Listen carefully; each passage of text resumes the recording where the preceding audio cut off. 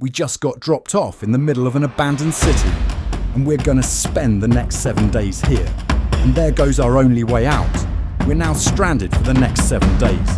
Why are we doing this? For content.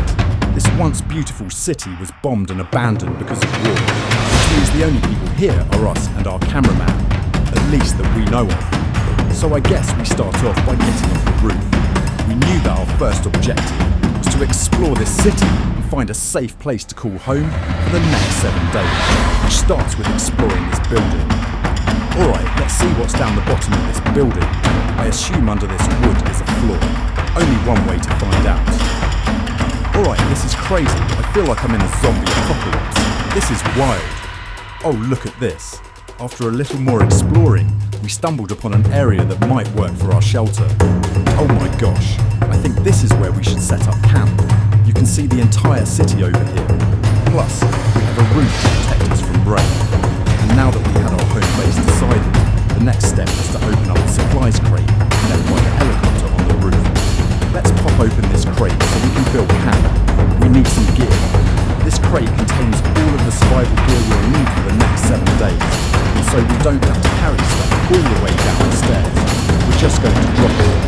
Chandler, we have a perfect assembly line. Chris, it's raining sleeping bags.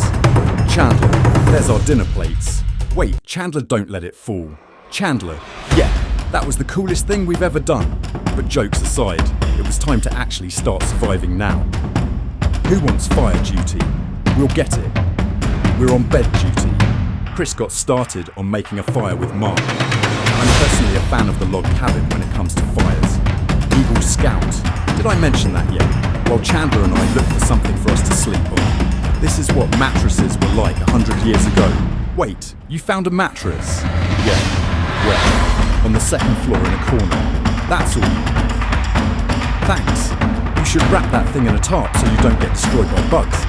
I'm going to wrap that mattress like a burrito. And while Chandler took his chances with a sketchy mattress, the rest of us decided to sleep on wooden doors. There's no shot that you're more comfortable than me right now. My back already hurts. There are so many buildings we have yet to explore in the city. Tomorrow's going to be insane. We'll see you in the morning. Even though our first day in the city went pretty smooth, something eerie did happen to occur later that night. While we were sleeping, Mark and some of the camera guys woke up to the sound of breaking glass not far from our camp, which made us start to wonder if we were really alone inside the city. What was it? We just heard glass shattering there. Thought I saw something, but on top of the freaky noises, this first shelter was way too windy to sleep. How'd you guys sleep? Bad. So in pursuit of better sleep, we got up, got breakfast, and prepared to find our new shelter. This is the first time I've had chili for breakfast. But I'm so hungry I kind of don't care. Well, since the raft, when have I ever been this excited over canned chili? I think my brain tried to forget about it. Thanks. So after a nutritious breakfast, we took off our drone to seek out a new shelter in the unexplored buildings. We haven't explored that building. We haven't explored those hotels. It is an actual city. However, upon scanning the buildings, we did stumble upon an unexpected guest. There's a cat. There's a cat down there. I'm going to land the drone right beside the cat. Look at that shot. Chris, look, it's sniffing the camera. This cat has no survival instinct. I promise we are not paying this cat to be an actor. As fun as playing with these cats is, we need to focus on shelter, because it's going to be freezing tonight. And so, we started our journey to find a sufficient shelter for the challenge. Wait, what is this? This is pretty. It just has this type of aesthetic to it. That is beautiful, even though it's ugly. Zombie apocalypse aesthetic. Yeah, there you go. Wait, is that a pool? What the heck? This is so eerie. Back in the day, this used to look something like this. And after decades of rotting from being abandoned, this is what we're left with. Wait, it's a soccer field. The sports court. Is that a soccer ball? I almost died. I bet this soccer ball is older than me. Older than all of us, for sure. Well, besides Mark, he's old. We have two options now. We can keep exploring down this cool-looking tunnel and go check out the neighbourhood. Or with the hour of light we have left, we can prep for nighttime and not freeze all night. not freeze. That sounds like a good idea, I agree. And after spending the entire... We found all this stuff. Now we're going to start decorating. We're no longer surviving, Jimmy, we're thriving. I like that. We literally spent the next 4 hours moving all the rubble out of our shelter, which made us pretty thirsty.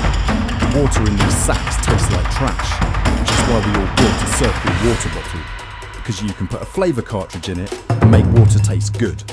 This is my first time drinking a circle bottle. Delightful experience. You can determine the intensity. So if you're feeling really audacious, you can have a level 9 flavour.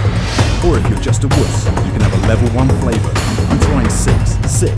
I'll match your 6. That tastes awesome. Which flavour are you using? I'm rocking fruit punch because it's got energy. And you know what we need right now, Jimmy? Energy. That's right. Good thing Circle has our back. And now that we have been hydrated, it is time to start crushing these renovations. When everything's said and done, this room will be the greatest room in an abandoned city you've ever seen. This is our new shelf. Alright, let's see how she looks. See that? See all that dust? Oh, isn't that satisfying? And now that the shelf is clean, we can use it to store food. For some reason, over half of the food we packed is chili, and no one here likes chili. That's the non-chili row. That's the chili row. This is the Feastables row right there. Now we have a table to put our circle water bottles. Mark has a 22-ounce bottle. This is the 32-ounce bottle. And they have a metal double insulated bottle that you can get for free right now if you buy 10 flavour cartridges. What a steal. It's not a steal, it's free. Alright, that's going to block a lot of wind. With our new door in place, we also hung up this huge tarp, which will allow us to keep all the heat from the fireplace inside our shelter. Oxygen comes in, fire burns, sends heat in the room, sends smoke out. This is redneck engineering at its finest. Finally, after being cold for so long. All right, easy, look at that, and we have a fire. I can feel the heat coming out. Wait, Jimmy rigged this up in like ruins from an abandoned city. Anyway, go to drinkcircle.com/MrBeast. Or scan the QR code on his face if you want to order a circle right now. This is the final room. We have plenty in the corner. We have our beds that are now smaller. Tell me this isn't genius. This is Mark's iPad in the TV frame. Obviously some nice lighting, a furnace that is heating up the room, a real table with chairs, and a shelving unit with the scraps of food we have left and a dirty towel we've been sharing. This is survival. But just as our night was going so well for the 5th day in a row, we heard a broken glass. Mark, I'm right here, dog. What was that? Man, we were having such a good day too. I want to go see who's upstairs. I'm carrying the knife as a threat, but I'm not going to use it. Hey, if you're up here, just come out. I want to be best friends with you. Are you serious? You're not pranking me? Bro, I swear to you, it was not me. Hello, what is this?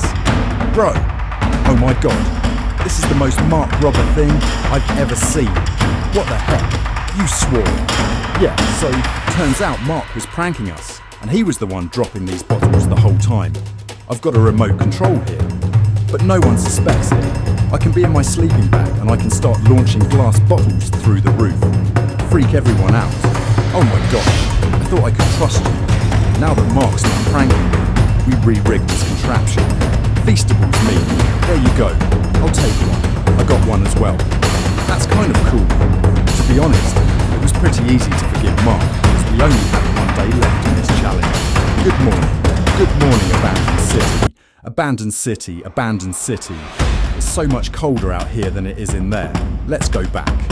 It's now the morning of day 6. All the modifications we did were phenomenal, and it was at least 10 degrees warmer. That was amazing. Slept incredible. Mark, on our last real day, I say we go have some fun. Yeah, Jimmy, is that a kayak? I know what we should do with it. Now someone can kayak in this pool. Me and Mark really did have a lot of fun. Played baseball, played soccer. Mark even taught me how to skip rocks scientifically. There it is. And even screaming at each other from different sides of the city. Mark, what? Let's throw things off the roof at the same time. Great idea. To be honest, doing all these kind of dumb things really did take our minds off of how lonely this city really was. Yeah, And by the time the final day of this challenge arrived after cleaning up camp, we only had one objective in mind: leaving this place and never coming back. I'm here. I'm here. Freedom. Huge shout out to Mark. He didn't have to do this. He has his own channel, is very busy. Here's the channel. I appreciate it. And let's get out of here. Let's go. By the way, I'm giving away $10,000 a day for the next 20 days to people who buy Feastables. Go buy the new formula, it tastes amazing.